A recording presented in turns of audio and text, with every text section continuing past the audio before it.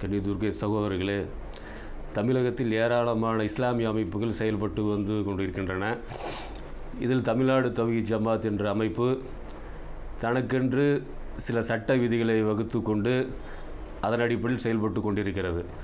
அதன் அடிப்படையில் அதில் மாநில நிர்வாகம் பழைய நிர்வாகம் மாறும்போது புதிய நிர்வாகத்துக்கு சில கோரிக்கைகள் வைப்பது வழக்கம். அதன் அடிப்படையில் 2017 24 ஈரோட்டில் தமிழ்நாடு தௌஹீத் ஜமாத்துடைய மாநில பொதுக்குழு நடந்தது. அதில் எம்ஐ சுலைமான் அந்த நேரத்தில் தலைவராக இருந்தார். அதுக்கப்புறம் புதிய நிர்வாகமாக பி ஜெயினுல் ஆபிதீன் அவங்க தமிழ்நாடு தௌஹீத் ஜமாத்துடைய மாநில தலைவராக பொறுப்பேற்றார். அப்போது எம்ஐ சுலைமான் சில கோரிக்கைகளை வைக்கிறார் புதிய நிர்வாகத்துக்கு. இது அவங்களோட நடைமுறை. அந்த கோரிக்கையில் ஒரு கோரிக்கை திருக்குரான் மாநாடு நடத்தணும் அப்படிங்கிற கோரிக்கையை முன்னிறுத்துகிறாங்க. அதை பி ஜெயினுல் ஆபிதீன் அதை அங்கீகரித்தார். ஒரு மாநில மாநாடு தேவை தான் அப்படின்னு அங்கீகரித்தார். இது சம்பந்தமாக இது 2017 செப்டம்பரில் நடந்தது. அப்போ இந்த மாநில மாநாடு தொடர்பாக அது எப்படி நடத்தப்பட வேண்டும் அப்படிங்கிறதுக்கு ஒரு ஆலோசனை கூட்டம் 21/11/2017 ஒரு ஆலோசனை குழு செயற்குழு கூட்டம் அப்படின்னு போட்டாங்க தமிழ்நாடு தௌஹீத் ஜமாத்தில். அப்போ அந்த செயற்குழு கூட்டத்தில் முடிவு பண்ணுறாங்க, மனித குல வழிகாட்டி திருக்குரான் அப்படிங்கிற தலைப்பில் ஒரு மாநாடு நம்ம நடத்தப்படணும். இதுக்கு 13 மாத கால அவகாசம் இருக்குது. இந்த அவகாசத்தில் நம்ம பொதுமக்கள்கிட்ட குரானை பற்றி செய்தியில் கொண்டு செல்லணும் அப்படிங்கிற அடிப்படையில் அந்த மாநாட்டுக்கான திட்டத்தை அப்போ போட்டாங்க. அது விழுப்புரத்தில் நம்ம நடத்தணும் அப்படிங்கிற அடிப்படையில். அப்போ இந்த 13 மாதம் இருக்குதுல கேப்பு, அதாவது 2017 இது திட்டம் போட்டாங்க. அப்போ 13 மாதம் கிட்டத்தட்ட 2019 ஜனவரி 27 இந்த மாநாடு 2019 ஜனவரி 27. அப்போ 13 மாத காலம் இருக்குது. அப்போ அதில் திருக்குரானை பற்றி மக்கள் மத்தியில் கொண்டு செல்லணும் அப்படிங்கிறதுக்காக திட்டம் போட்டாங்க. அந்த திட்டத்தில் ஒரு திட்டம் என்னென்னா, எந்த ஒரு மேடை பேச்சாக இருந்தாலும், அதாவது பொதுக்கூட்டமாக இருந்தாலும், திருக்குரான் விளக்க மாநாடு எதுக்கு, இந்த மாநில மாநாடு எதுக்கு அப்படிங்கிற டைட்டில் நம்ம பேசணும் அப்படின்னு சொல்லி பேசினாங்க. நாம் பார்த்த வரைக்குமே, அந்த வீடியோக்குள்ளே பார்த்த வரைக்குமே, ஏன் இந்த திருக்குரான் மாநாடு நடத்துகிறோம் ஒழுங்காக பேசவே இல்லை. எந்த ஒரு பேச்சாளருமே பேசவே இல்லை. திருக்குரான சிறப்புகளை பற்றி சொல்கிறாங்களே தவிர இந்த மாநாடு நம்ம ஏன் நடத்துகிறோம் அப்படிங்கிறத எந்த பேச்சாளர் விரிவாக சொல்லவும் இல்லை. இதற்காக நம்ம தொலாவி பார்க்கும்போது சில நோட்டீஸ் நமக்கு கிடச்சிது. ஒரு 3 நோட்டீஸ் இது சம்மந்தமாக எனக்கு கிடச்சிது. அதில் அவங்க மெயினாக என்ன வலியுறுத்துகிறாங்கன்னா, இந்த தமிழகத்தில் கிட்டத்தட்ட 7 கோடி மக்கள் இருக்கிறாங்க. அதில் 5 கோடின்னு நம்ம எடுத்துக்குவோம். 5 கோடி மக்கள் திருக்குரானை கொண்டு போய் நம்ம சேர்க்கணும், இந்த பொறுப்பு நமக்கு தான் இருக்குது அப்படிங்கிறாங்க. அப்போ இவங்க என்ன சொல்கிறாங்கன்னா, இதன் மூலம் அதாவது இந்த மாநாட்டின் மூலமாக நாம் குரானை கொண்டு போய் சேர்க்கணும், இதான் நம்மளுடைய பணிங்கிறாங்க. இது சரியான விஷயமானு கேட்டால் சரியான விஷயம் இல்லை. ஏன்னா இதில் இவங்க பொய்யர்கள். இவங்க இதே மாதிரி ஒரு மாநாட்டை திருக்குரானை மையப்படுத்தி மற்றொரு இயக்கம், மற்றொரு ஜமாத்து, மற்றொரு கழகம் நடத்துதுன்னா இவங்க அந்த மாநாட்டுக்கு போகவும் மாட்டாங்க, இந்த மாநாடு ஆதரவு தெரிவிக்கவும் மாட்டாங்க. இவங்களோட நோக்கம் அதுவல்ல. இவங்களோட நோக்கம் என்னன்னு கேட்டிங்கன்னா, இயக்கத்தை வளர்த்தணும். இதுதான் இவங்களோட நோக்கம். இந்த மாநாடை நடத்தி ஆளை பிடிக்கணும் நோக்கங்கிறத தெளிவாக இவங்களோட பத்திரிகைகள் எழுதியிருக்கிறாங்க. அதுதான் நாம் மெயினாக சுட்டி காட்டுறோம். இது ஏகத்துவங்கிற பத்திரிகையில் இவங்க எதற்காக மாநாடை நடத்துகிறோம் அப்படிங்கிறத தெளிவாக சொல்கிறாங்க. இவங்க பொய் சொல்லி மக்களை அழைக்கிறாங்க. இவங்க சொல்லக்கூடிய விஷயத்தை பாருங்கள். இவங்க எழுதின ஏடுகள்லேருந்து நம்ம படிக்கிறோம். நம்ம சொந்த கருத்தை நம்ம சொல்லலை, இவங்களோட ஏடுகள்லேருந்து படிக்கிறோம். கோடான கோடி செலவில் மாநாடுகள் ஏன் நடத்தப்படுகின்றன, கோடிக்கணக்கில் செலவு செய்து இப்படி கூடிக்கலை மாநாடுகள் தேவையா என்று ஒரு எண்ணம் தோன்றலாம். அதாவது இப்படி கோடிக்கணக்கில் செலவு பண்ணி மாநாடு நடத்துறது தேவையான்னு சொல்லி உங்களுக்கு எண்ணம் தோணலாம். அதனால தான் இவங்க எவ்வளோ வசூல் ஆகுதுன்னு காட்ட மாட்டாங்க. மாநாட்டுக்காக வசூல் பண்ணியிருப்பாங்கள்ல, இத்தனை கோடி வசூல் ஆச்சுன்னு சொல்லி இவங்க காட்டுவாங்களான்னு காட்ட மாட்டாங்க. இத்தனை கோடி வசூலாச்சு, இத்தனை கோடி நம்ம மாநாட்டுக்காக செலவு பண்ணோம், இத்தனை கோடி மிச்சமாக இருக்குதுன்னு காட்டவே மாட்டாங்க. இவங்களுக்கு 2 நோக்கம் இருக்குது. ஒன்று, பொருளாதாரத்தை திரட்டி இதன் மூலமாக ஒரு சேமிப்பாக வச்சு இயக்கத்தை நடத்தணும். இது ஒரு காரணம். இன்னொரு காரணம் மக்களை ஏமாற்றி கூப்பிடுறது. இதில் இவங்க சொல்கிறாங்க என்னென்னு கேட்டிங்கன்னா, இதுக்கு ஏன் கோடான கோடி செலவு பண்ணி தோன்றலாம் அப்படின்னு சொல்லிட்டு சொல்கிறாங்க. தமிழகத்தின் கட்சிகள் கழகங்கள் வரலாற்று உற்று நோக்கினால் இதுக்கு விடை கிடைத்து விடும். குர்ஆன் ஹதீஸை பார்க்கக்கூடாது. குர்ஆன் ஹதீஸை பார்த்தீங்கன்னா இதுக்கு விடை கிடைக்காது. அப்போ எங்கே விடை கிடைக்கும்னா தமிழகத்தில் அரசியல் கட்சிகளை பாருங்கள், கழகங்களை பாருங்கள், மன்றங்களை பாருங்கள், உங்களுக்கு விடை கிடைச்சிரும். ஏன்னா மாநாடு எதுக்காக நடத்தப்படுதுன்னா குர்ஆன் அடிப்படையில் இல்லைங்கிறது உங்களுடைய நிலைப்பாடு. அப்போ வந்து பாமர மக்களை ஏமாத்துறதை இவங்களோட தொழிலாக வச்சிருக்கிறாங்க. அப்போ விடை கிடைத்து விடும்.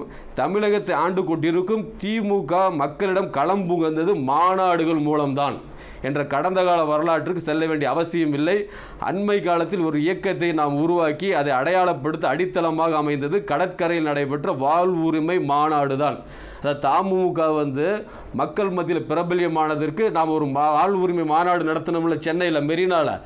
இதுதான் காரணம். அப்போ இந்த மாநாடுகள் மூலமாக இயக்கம் வந்து வளரும். இன்னும் சொல்கிறாங்க, விஜயகாந்தின் அரசியல் பிரவேசத்திற்கு அஸ்திவாரம் அமைத்தது மதுரை மாநாடு தான். ஏன்னா குர்ஆன் அடிப்படையில் நடத்தப்படக்கூடிய இதழ்கள் இதில் தான் ஆதாரத்தை கொடுக்குறாங்க. மாநாடு ஏன் நடத்துகிறோங்கிறது தெல்ல தெளிவாக 2வது இடமெல்லாம் எழுதுகிறாங்க. விஜயகாந்துக்கு வந்து அரசியல் அஸ்திவாரம் அமைச்சது மதுரை மாநாடு. மாநாடு ஒரு இயக்கத்தின் வளர்ச்சிக்கு படிக்கட்டு, இயக்கத்துடைய வளர்ச்சிக்கு படிக்கட்டு. ஒரு இயக்கத்தின் திருப்பு முனை, இலக்கு நோக்கி செல்கின்ற இயக்கத்தின் லட்சிய பயணத்திற்கு இந்த மாநாடுகள் எரிபொருளாக அமைகின்றன. இப்போ மாநாடு ஏன் நடத்துகிறாங்க அப்படின்னா இயக்கத்தை வளர்த்தணும், தங்களோட காசு சேர்த்தணும். பொருளாதாரத்தின் மூலமாக வந்து ஒரு பெரிய மோகம் கொண்ட ஜமாத்து இந்த மாதிரி பண்ணிகிட்டு இருக்கிறாங்க. அப்போ அதில் தௌஹீத் ஜமாத் முதலிடம் வகிக்குது. ஏன்னு கேட்டால் அவங்கள்ட்ட வந்து சும்மா ரொக்கமாகவே பல கோடிகள் இருக்கிறதாக அவர் நிறுவனர் சொல்கிறார். தௌஹீத் ஜமாத்துடைய நிறுவனர் சொல்கிறார், ரொக்கம் 6 கோடி ரூபா வச்சுருந்தேங்கிறார். எந்த ஜமாத்து இப்படி 6 கோடியில் வச்சுருக்க மாட்டாங்க. அப்போ இந்த மாநாடு மூலமாக ஒன்றும் மக்களை கூப்பிட்டுறதுக்கு கேட்டால் இயக்கத்தை வளர்த்துறதுக்கு கொஞ்சம் தெளிவாக எழுதியிருக்கிறாங்க. அப்போ இன்னொன்று சொல்கிறாங்க, பொதுவாக மக்கள் கூட்டம் வரும்போது அந்த கூட்டத்தை பார்த்து மக்கள் வந்து இதுதான் சத்தியம் சொல்லி விளங்கிக்குவாங்க அப்படின்னு அதுக்கு ஹதீஸும் ஆதாரமாக காட்டுறாங்க. அப்போ என்ன கேட்டால் சில பேர் நபி ஸல்லல்லாஹு அலைஹி வஸல்லம் காலத்தில் சில பேர் மக்கா வெற்றி எதிர்பார்த்துருந்தாங்க. மக்கா வெற்றி சம்பவம் நிகழ்ந்த உடனே அப்போ வந்து இஸ்லாத்துக்கு வந்தாங்க. அப்போ இது மாதிரி கூட்டத்தை நம்ம காட்டும் போது இது சத்தியம் சொல்லி மக்கள் விளங்கிக்குவாங்க, விளங்கி மக்கள் வருவாங்க அப்படிங்கிற ஆதாரத்தை வைக்கிறாங்க. அங்கே பொறுத்தவரை மக்கா வெற்றியை பொறுத்து மக்கள் எப்படி நினச்சாங்கன்னா இந்த மக்காவை யாரும் வெற்றி கொள்ள முடியாது, இந்த மக்காவை வெற்றி கொண்டால் அவர் உண்மையாளர், அவர் நபி, அப்போ நாம் போய் அங்கே வந்து சேர்ந்து கொள்வது நம்ம மீது கடமைன்னு சொல்லி நினச்சாங்க. இப்போ அந்த மாதிரி நிலை இங்கே இருக்குதா? எப்படி ஹதீஸை சொல்லி ஏமாத்துறாங்க பாருங்கள். கூட்டத்தை கூப்பிட்டு, அதாவது பெரிய மீனை போட்டு சின்ன மீனை பிடிக்கிறது, அதாவது சின்ன மீனை போட்டு பெரிய மீனை பிடிப்பதான் சொல்லுவாங்க. இவங்க வந்து உல்ட்டா பெரிய மீனை போட்டு சின்ன மீனை பிடிக்கிறது. ஏன்னா பாமரமாக ஒன்றும் தெரியாது, கூட்டத்தை காட்ட வேண்டியது. ஒரு 25,000 பேர் கூட்டினா அதை 1 லட்சம் சொல்லி மிகைப்படுத்தி காட்டினா மக்கள் நம்புவாங்க. அந்த மாதிரி நபர்கள் நம்ம தேர்வு பண்ணுங்கிறதுக்காக இந்த மாதிரி மாநாடை நம்ம நடத்துகிறோம் அப்படின்னு தெளிவாக சொல்கிறாங்க இவங்க. அப்போ வந்து இவங்களுடைய நோக்கம் வந்து நாங்கள் வந்து குர்ஆனை வந்து மக்கள் மத்தியில் கொண்டு போகிறோம் இப்படி சொல்கிறதெல்லாம் பொய், இதெல்லாம் பொய்யான வாதம். இவங்களுடைய இயக்கத்தை வளர்ப்பதற்காக தான் மாநாடுகள் நடத்துகிறாங்க, தெளிவாக அவங்க எழுதுகிறாங்க. அப்போ வந்து இது வந்து தெளிவாக தெரியுதா இல்லையா? அது இன்னொன்று பார்த்தீங்கன்னா இவங்க வந்து மனிதகுல வழிகாட்டி குர்ஆன் சொல்லி போடுறாங்க. மனிதகுல வழிகாட்டினா வழிகாட்டி இவங்க எடுத்துருக்கணும்ல குர்ஆனை, இவங்க எடுத்துருக்கிறாங்களான்னு கேட்டால் இவங்களே வழிகாட்டியாக குர்ஆனை எடுக்கவே இல்லை. இவங்களுடைய தலைவர்களை இவங்க யார் அறிஞர்கள் நம்புகிறாங்க இவங்கள தான் வழிகாட்டியாக எடுத்துருக்கிறாங்களே தவிர இவங்க குர்ஆனை இவங்க வழிகாட்டி எடுக்கவே இல்லை. அதனால் திருக்குர்ஆன் மாநாடு நடத்துவதற்கு அருகதையற்றவர்கள் இவங்க. டிஎன்டிஜியை பொறுத்த வரைக்கும் அருகதையற்றவர்கள். ஏன் கேட்டால் இவங்க முழுக்க முழுக்க வேற ஒரு தலைவரை பின்பற்றிக்கிட்டு வேற ஒரு விஷயத்தை பின்பற்றிக்கிட்டு இவங்க குர்ஆனை வந்து நம்ம பின்பற்றுறது பொய். ஒரு விஷயம் பாருங்கள், ஒரு நோட்டீஸில் போடுறாங்க, அதை அல்லாஹ்வை நோக்கி அழைத்து நல்லறம் செய்து நான் முஸ்லீம்களில் உள்ளவன் அப்படின்னு சொல்கிறாங்களே, இவனை விட அழகிய சொல்பவன் யார்? 41வது அத்தியாயத்தில் 33வது வசனத்தில் 33வது வசனத்தில் போடுறாங்க ஒரு நோட்டீஸில். இப்போ கஜா புயல் வந்துச்சுல்ல, கஜா புயல் வரும்போது என்ன பண்ணாங்க, பின்னாடி வந்து இது போட்டிருந்தாங்க, டிஷர்ட் போட்டிருந்தாங்க, டிஷர்ட்டில் டிஎன்டி தான் போட்டிருந்தாங்க. அப்போ வந்து மக்கள் நீங்கள் யாருன்னு சொல்லி அவங்கள பார்த்து கேட்கும்போது என்ன சொன்னாங்க, நீங்கள் யாருப்பா இப்படி உதவி பண்ணுறீங்களே நல்ல செயல்கள் செய்கிறீங்களான்னு கேட்கும்போது என்ன சொன்னாங்க, நாங்கள் டிஎன்டிஜே தான் சொன்னாங்களே தவிர முஸ்லீம்களில் உள்ளவன்னு சொல்லி சொன்னாங்களா? அந்த தைரியம் அவங்களுக்கு இருக்குதா? ஏன் அப்படின்னா இவங்க இயக்கத்தை வளர்ப்பதற்காக மட்டுமே நல்லறங்கள் செய்கிறவங்க. மறுமையில் வந்து கூலி கிடைக்கணும், அல்லாஹ்வுடைய திருப்தி கிடைக்கணும் அப்படிங்கிறதுக்காக நல்லறங்கள் செய்பவர்கள் இல்லை. அப்படி இருந்ததுன்னா அந்த டிஷர்ட்டில் பின்னாடி ஒரு டிஎன்டிஜே தூக்கணும், தூக்குவாங்களா? தூக்க மாட்டாங்க. அப்படி ஒரு நோக்கம் என்ன, நோட்டீஸில் போடுறாங்க அழகிய சொல்பவன் யாருன்னு சொல்லி டைட்டில் போட்டு ஆயத்தை போடுறாங்க. அந்த ஆயத்தின் பிறகு நடந்தாங்களா? இப்போ மனிதகுல வழிகாட்டுன்னு சொல்கிறீங்களே, அப்போ மனிதகுல வழிகாட்டு சொல்லும் போது உங்கள் நடவடிக்கை முரணாக இருக்குதா இல்லையா? அப்போ வந்து இவங்களுடைய நடவடிக்கையை வந்து இவங்க 6 கோடி மக்கள் 5 கோடி மக்கள்கிட்ட வந்து இந்த குரானை கொண்டு போய் சேர்க்கணும்னு சொல்கிறீங்களே, உங்களை அந்த அருகதை துளியும் கிடையாது. ஏன்னு கேட்டால் குரான் எப்படி ஒரு பிரச்சனையை தீர்க்கணும்னு சொல்லுது, அந்த அடிப்படையில் இவங்க பிரச்சனை தீர்ப்பதே கிடையாது. இதுக்கு பல உதாரணங்கள் சொல்லலாம். அதில் ஒரு உதாரணம் 2006 அல்லது 2007 கடையநல்லூரில் ஒரு பிரச்சனை நடந்துச்சு. பள்ளிவாசலில் ஒரு பிரச்சனை நடந்துச்சு. தௌஹீத் ஜமாத்து ஜாக்கு பிரச்சனை நடந்துச்சு. அப்போ பள்ளிவாசலுக்குள்ளே தொழுகிற மக்களை தடை செஞ்சு தடுத்து பிரச்சனை பண்ணி உள்ளே உட்காந்தது யார்? டிஎன்டிஜேக்கார் உள்ளே உட்காந்தாங்களே இல்லையா? இது அந்த வீடியோக்குள்ளே வந்திருக்குது. அது 2006 நினைக்கிறேன். அப்போ ஃபஜ்ர் தொழுகை நடக்குது. ஜாக் சகோதரர் வந்து தொழுகை நடத்துகிறாரு. அப்போ தொழுகை இடையூறும் பண்ணும் விதமாக உட்காந்துருக்குற நீங்கள் எப்படி வந்து திருக்குரான் மூலமாக வந்து மக்கள் வழிகாட்ட போகிறீங்க? அப்போ உங்களுக்கு அந்த வழிகாட்டுதல் இல்லையே. நீங்களே திருக்குரானை வந்து வழிகாட்டியே எடுக்கலை, போலித்தனமாக நீங்கள் இருக்கிறீங்க. இப்போ சமீபத்தில் ஒரு மாதம் துளசியாப்பட்டணம் அப்படிங்கிற ஊரில் ஜும்மா நாளில் ஒரு பிரச்சனை நடந்திருக்கு. ஜும்மாவில் வந்து பயான் பேசுகிறதுக்காக ஒரு நபர் மேலே ஏறி இருக்கிறார் மிம்பரில். அப்புறம் அவரை பிடிச்சி இழுத்து பிரச்சனையாக இருக்குது. அப்போ இதில் குரான் சொல்லக்கூடிய பாடமா? இதே மாதிரி திருப்பூரில் போய் பிரச்சனை. இது பிஜேவுடைய குரூப்புக்கும் டிஎன்டிஜேக்கும் பிரச்சனை. அப்போ இது வந்து குரான் நதி சொல்லக்கூடிய விஷயமா? இது இப்போ குரான் இதுதான் வழிகாட்டுதா? இந்த மாதிரி ஒரு ஜமாத்துக்குள்ளே இருந்துக்கிட்டு இந்த மாதிரி பிரச்சனைகள், பள்ளிகள் தொழுகை நடக்கலை, ஜும்மா நடக்கலை, எவ்வளோ வந்து வேதனையான விஷயம். இதை பார்த்து ஒரு காஃபி என்ன போகணும், காரி துப்ப மாட்டார் அவங்களை பார்த்து. அப்போ நீங்கள் எந்த அடிப்படையில் எந்த முகத்தை வச்சுக்கிட்டு நீங்கள் வந்து மனிதகுல வழிகாட்டி குரான் சொல்லி நீங்கள் அழைப்பு கொடுக்குறீங்க? இன்னும் பாருங்கள், காவல்துறை வந்து தீர்ப்பு வழங்குதாங்க, ஆர்டிஓ வந்து தீர்ப்பு வழங்குதாங்க, பள்ளிவாசல் இழுத்து மூடுங்கிறான். அப்போ பள்ளிவாசலை இழுத்து மூடுற அளவுக்கு போயிட்டு நீங்கள் எப்படி மனிதகுல வழிகாட்டி குரானை நீங்கள் சொல்கிற உங்களுக்கு எப்படி அருகதை இருக்குது? நீங்கள் யோசனை பண்ணி பாருங்க. டிஎன்டியில் கீழ்மட்ட தொண்டர் யோசனை பண்ணி பாருங்கள். உங்கள் தலைவரை நம்பி போன நரகத்துடைய அதாலபாதாலத்துக்கு தள்ளி விட்டுருவாங்க. அப்போ வந்து காவல்துறை வந்து ஒரு தீர்ப்பு வழங்க நல்லா கேட்குறான். அறியாமை காலத்து தீர்ப்பை தான் விரும்புகிறீங்களா நல்லா கேட்குறான். அப்போ குரான் ஹதீஸை பேசி உங்கள் தீர்ப்பு எங்கே போகுது? குரான்லேருந்து தீர்ப்பு எடுக்க மாட்டீங்க, குரானுக்கு கட்டுப்பட மாட்டீங்க, அல்லாஹ்வுடைய பேச்சு கட்டுப்பட மாட்டீங்க. அப்போ காவல்துறையுடைய பேச்சு கட்டுப்படக்கூடிய நீங்கள் எப்படி மனிதகுல வழிகாட்டி சொல்லலாம்? அப்போ திருக்குரான் பக்கம் நீங்கள் அழைக்கிறது வந்து போலித்தனமானது. இவங்களுடைய விஷயங்கள் பார்த்தீங்கன்னா, ஒரு நிறுவனர் தௌஹீத் ஜமாத்துடைய நிறுவனர் புட்டு வைக்கிறாரு. தௌஹீத் ஜமாத் முன்னாள் நிறுவனருங்கிறாங்க. எவ்வளோ ஒரு பேச்சு இது! தௌஹீத் ஜமாத் நிறுவனர் பி ஜெயினுலாபின் தான். முன்னாள் நிறுவனராக இப்போ ஒரு நிறுவனர் யார்? ஒருத்தர் வீடியோவில் பேசுகிறாரு, தௌஹீத் ஜமாத்துடைய முன்னாள் நிறுவனர் பி ஜெயினுலாபின் அவர்களுங்கிறாங்க. தௌஹீத் ஜமாத்துடைய முன்னாள் தலைவர்னு சொல்லுங்கள். முன்னாள் தலைவர், பின்னால் தலைவர் இருக்கிறார். இந்நாள் தலைவர் சம்சுலுகா ரஹ்மானின்னு சொல்லி சொல்கிறீங்க. இவரை முன்னாள் தலைவர், முன்னாள் நிறுவனர்னு சொல்லி சொன்னீங்கன்னா இந்நாள் நிறுவனர் யார்?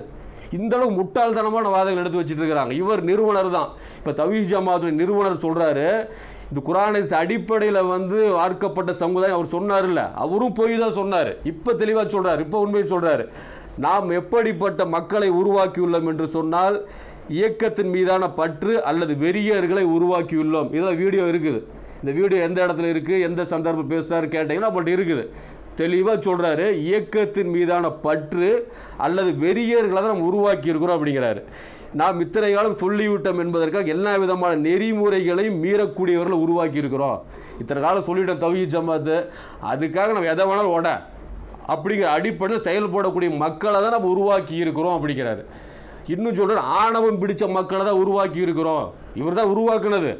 இப்போ சொல்கிறாரு, தெளிவாக சொல்கிறாரு, ஆணவம் பிடித்த மக்களை தான் நம்ம உருவாக்கி இருக்கிறோம் அப்படிங்கிறாரு. அப்போ இந்த மாதிரி செயல்பாடுகள் உள்ள நீங்கள், குரானை படிக்காத நீங்கள், குரானுக்கு வந்து குரான் மாநாடு நடத்துறது எந்த வகையில் நியாயம்? இது நீங்கள் வந்தாவா நீங்கள் சொல்லிக்கிறீங்க, நாங்கள் திருக்குரான் மாநாடு நடத்துகிறோம் அப்படின்னு சொல்லிக்கிறீங்க. இதை பற்றி பேசுகிறதுக்கு உங்களுக்கு எந்த வகை தகுதியும் இல்லை. இன்னும் இந்த மாதிரி கட்டுரைகள் அதில் வருது. இன்னொரு கட்டுரையில் பார்க்கும்போது தக்லீதை வந்து தகர் தெரியும் இஸ்லாம்ங்கிற மாதிரி ஒரு டைட்டிலில் இந்த திருக்குரான் மாநாட்டை ஒட்டி ஒரு கட்டுரை. அதில் வந்து தக்லீதை பற்றி எதிர்க்கிறீங்க, பல வசனங்கள் போட்டு. தக்லீது மார்க்கத்துக்கு விரோதமானது, தக்லீத் ஹராம் தான், அதில் மாற்று கருத்து இல்லை. ஆனால் தக்லீதை பற்றி பேசுகிறதுக்கு உங்களுக்கு தகுதி இருக்குதா?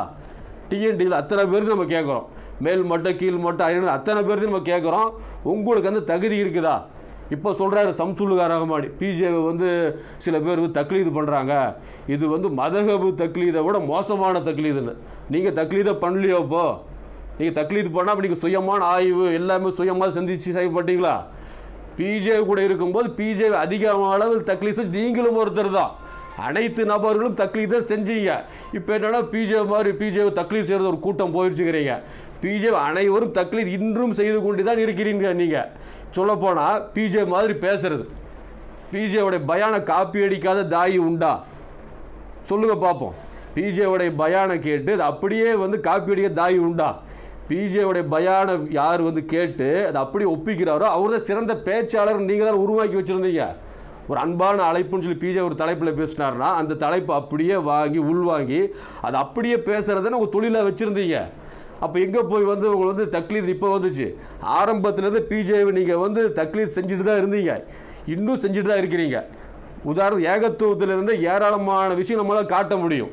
இப்போ பார்த்து ஏகத்துவத்தில் 3 கட்டுரைகள் அவர் பேசின உரை, அவர் உரையாக பேசினது எழுத்து வடிவம் 3 கட்டுரைகள் பார்த்தீங்கன்னா குடும்பவியல் சம்பந்தமாக, இணை கற்பித்தல் சம்பந்தமாக வரக்கூடியது, பொருளியல் சம்பந்தமாக 3 கட்டுரைகள். ஒருத்தர் பயான் பேசுகிறாரு, அதை பேசி எழுதுறதுங்கிற சாதாரண விஷயம் இல்லை. அந்த பேச்சை கேட்டு அந்த பேச்சை எழுத்து வடிவில் கொண்டு வருவது ரொம்ப கடினமான பணி. அந்த பணியை செய்யும் அளவுக்கு தக்லீது உங்கள்கிட்ட ஊறி இருந்துச்சு. அப்போ வந்து தெரியல உங்களுக்கு தக்லீது. அப்போ தக்லீதில் ஊறி போனவதான். இன்னும் சொல்ல போனால் இலங்கையில் கூட ஒரு விவாதம் நடந்துச்சு. ஒரு மௌலவிக்கும் டிஎன்டிஜே அங்கே உள்ள எஸ்எல்டிஜேக்கும் இவர் தக்லீதுவாதி எஸ்எல்டிஜே தக்லீதுவாதி ஒரு விவாதம் நடந்துச்சு. அதில் அவர் புட்டு பல விஷயங்களை வைக்கிறாரு. இவங்க வந்து பிஜே எழுதுன ஒரு புக்கையே அப்படியே காப்பி பண்ணி இது இவங்க பேர் போட்டுக்குவாங்க. அவர் ஆதாரத்தோடு காட்டுறாரு. இது வந்து நமக்கு தெரிஞ்ச ஒரு விஷயந்தான். பிஜே எழுதுகிற புக்கில் எழுத்துப்பிழை இருந்தால் கூட அந்த எழுத்துப்பிழை கூட இவங்க எழுதுகிற புக்கில் இருக்குது. அப்போ அந்த எதையுமே பார்க்குறதே கிடையாது. நேராக எடுக்க வேண்டியது எடுத்தவொன்னு அண்ணன் சொன்னால் அதுக்கு எந்த மறுப்பும் இல்லை. அந்த அடிப்படையில் செயல்பட்டு தக்லீதை பற்றி இவங்க பேசுகிறாங்க. பிஜேபி தக்லீத் செய்து ஒரு கூட்டம் சொல்லி இப்போ பிஜேபி நீக்கிட்டதுக்கு அப்புறம் சொல்கிறாங்க நாங்கள் யாரும் பார்க்க மாட்டோம், எங்கள் தலைவராக இருந்தாலும் சரி யாராக இருந்தாலும் தூக்கி போட்டுருவோம் அப்படின்னு. இது கூட பிஜே சொன்னதின் அடிப்படையில் நீங்கள் செயல்பட்டுருக்கிறீங்க. பிஜே பல மேடைகள் என்ன சொன்னார்? நான் தவறிழைத்தால் கூட என்னை தூக்கி போடுங்க அப்படின்னு சொன்னார். அது மண்டையில் ஏறிச்சு உங்களுக்கு. மயிலாடுதுறையில் கடைசியாக சொன்னார், மைசூர் தர்பியாவில் சொன்னார். இப்படி சொல்லும்போது என்ன ஆகுது? இதுதான் உங்கள் மண்டையில் ஏறி. இதுவும் பிஜே சொன்னதின் அடிப்படையில் தான் நீங்கள் செயல்படுறீங்களே தவிர உங்கள் சுயமாக செயல்படலை. பிஜே என்ன சொன்னார்? நான் தவறு செஞ்சாலும் என்னை தூக்கி போடுங்க, என்னை தூக்கி போடுங்க சொல்லிகிட்டே இருந்தார். சொல்லும்போது இது மண்டையில் ஏறுற அடிப்படையில் நீ செயல்பட்டீங்களே தவிர நீங்கள் வந்து சுயமாக செயல்படக்கூடியவங்க இல்லை.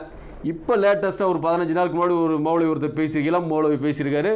நாங்கள் வந்து விவாதம் செய்வது கூட பிஜே சொல்லி கொடுத்ததின் அடிப்படையில் தான், பிஜே வகுத்து தந்த திட்டத்தின் அடிப்படையில் தான் சொல்கிறார். எல்லாமே பிஜே தான். எல்லாம் பிஜே முன்னிறுத்தாத ஒரு காரியம் இல்லை. அவர் நிர்வாகத்தில் இல்லைனாலும் அவர் ஒரு மசூராக வச்சு தான் ஒரு இறுதி ரிசல்ட் எடுக்கப்படும், தீர்மானம் போடப்படும். அப்போ அந்த அளவுக்கு பிஜே மேலே வந்து வெறி தக்லீதுன்னு சொல்கிற பக்தி கொண்டு தான் இருந்து இப்போ வந்து என்ன ஆகுது? அவர் சொன்னதின் அடிப்படையில் செயல்பட்டுருக்கிறீங்க. இது வந்து எல்லாருக்கும் நடுநிலைமையாக தெரிஞ்ச விஷயம். இன்னும் இவங்க சொல்லுவாங்க நாங்கள் வந்து யாருன்னு பார்க்க மாட்டோம், தப்புன்னு தெரிஞ்சுதுன்னா தலைவர்னு சொல்லி பார்க்க மாட்டோம், எதுவும் பார்க்க மாட்டோம், தூக்கி போட்டுருவோம் சொல்லி. இதுவும் பொய்யானவாதி. இவங்க பொய் பேசுகிறதுல வந்து துணிஞ்சு பொய் பேசக்கூடியவங்க. பிஜே வந்து பாலியல் குற்றச்சாட்டு விஷயமாக வந்து 2018 நீக்கப்படுறாரு. அதாவது 5வது மாதம் 2018 5வது மாதம் நீக்கப்படுறாரு. இந்த குற்றச்சாட்டு இப்போ தான் வந்துச்சா? 2014 ராஜகிரியில் ஒரு பெண் வந்து பிஜே மேலே பகிரங்கமாக குற்றச்சாட்டு சுமத்தி இருந்தது. அந்த குற்றச்சாட்டுக்கு எப்படி பிஜே வந்து ஆன்சர் பண்ணார், என்ன பண்ணார், அது என்ன பண்ணீங்க, அது எப்படி நீங்கள் வந்து தீர்த்தீங்க, அது சொன்னீங்களா சமுதாயத்துக்கு? அதுலேயும் திருட்டுத்தனம் தான், அதுலேயும் வந்து மூடி மறைத்தல் எல்லாமே நடந்தது. பிஜேவை காப்பாற்றும் நோக்கத்தோடு தான் எல்லாம் செயல்பட்டீங்க. அது இப்போ இதில் நியாயம், இதில் நீதி, இதில் வந்து பெரியவனுக்கு ஒன்று, வலியவனுக்கு ஒன்று, எளியவனுக்கு ஒன்று, இதெல்லாம் எங்கள்கிட்ட கிடையாது சொல்லலாம், பொய். இன்னும் பாருங்க, இன்னொரு வீடியோவில் வந்து இந்த கோவை ரஹமத்துல்லாங்கிறவர் பேசுகிறாரு. அதில் வந்து பிஜே சம்மந்தமான அந்த வீடியோ வந்து தலைமைக்கு எப்படி வந்துச்சு அப்படின்னு பேசுகிறாரு. பேசும்போது சொல்கிறாரு அந்த சம்மந்தப்பட்ட பெண்களை எங்கள்கிட்ட தொடர்பு கொண்டாங்க, பிஜே வந்து தப்பு பண்ணியிருக்க தொடர்பு கொண்டாங்க. அப்போ நாங்கள் சொன்னோம் நீங்கள் குற்றச்சாட்டுறது பெரிய ஆள், விசாரணையெல்லாம் நாங்கள் கடுமையாக உங்கள்கிட்ட வந்து பண்ணுவோம். சொல்கிற வாதத்தை பாருங்கள். இப்போ வந்து ஒரு எளியவனுக்கு வந்து இந்த ஒரு குற்றச்சாட்டை யாராவது சுமத்தி இருந்தால் இந்த வார்த்தையை விடுவீங்களா? அப்போ இது வலிமையான ஆள், பிஜேங்கிறது வலிமையான ஆள். அப்போ வலிமையான ஆளாக இருக்கவும் தான் நீங்கள் அங்கே என்ன வாதத்தை எடுத்து வச்சுருக்கிறீங்க? குற்றச்சாட்டு சுமத்தின அந்த பெண் குடும்பத்தினரோட நீங்கள் சொல்லியிருக்கிறீங்க, நீங்கள் தான் வீடியோ பேசியிருக்கிறீங்க, நீங்கள் குற்றச்சாட்டு சுமத்துற சாதாரண ஆள் இல்லை, பெரிய ஆள். அப்போ நாங்கள் விசாரிக்கிற விதம், உங்களை விசாரிக்கிற விதம் ரொம்ப கடுமையாக இருக்கும், அதெல்லாம் ஒத்துக்கிறீங்களா அப்படி நாங்கள் கேட்டோம்னு சொல்லி சொல்கிறீங்க. அப்போ இந்த ஜமாத்தில் என்ன நியாயம் இருக்குது, என்ன நீதி இருக்குது, ஒரு நேர்மை இருக்குது? எல்லாம் உள்ளத்தில் ஒன்று இருக்குது, வெளியில் ஒன்று வருது. எல்லாம் நயவஞ்சகம், எல்லாம் கலப்பணம், எல்லாம் பொய், எல்லாம் பித்தலாட்டம். இப்படி தான் உங்களுடைய ஜமாத்து நிலைப்பாடுகள் மேல் மட்டத்திலேருந்து கீழ் மட்டம் வரைக்கும் இதுதான் இருக்குது. இந்த நிலையில் வந்து நீங்கள் திருக்குரான் மாநாட்டுக்கு நீங்கள் அழைப்பு கொடுப்பது வந்து இது ஏமாற்று வேலை. இது அதாவது முஸ்லீம்களை நீங்கள் விளங்கிக்கிங்க. இவங்க வந்து மார்க்கத்தை சொல்லி மக்களை ஏமாற்றுவதில் இவங்க வல்லவர்கள். இவங்க சொல்கிறது வந்து குரானை பின்பற்றும், அதில் எந்த முஸ்லீமுக்கும் மாற்று கருத்து இருக்கக்கூடாது, அது சரியான விஷயம். ஆனால் சொல்வதற்கு தகுதியான மக்களான்னு கேட்டால் இவங்க தகுதியான மக்களே கிடையாது. இவங்க பொய் சொல்லி மக்களை அழைப்பது தொழிலாக கொண்டிருக்கிறாங்க. இதை கவனத்தில் கொண்டு முஸ்லீமும் செயல்பட்டுக்குங்க.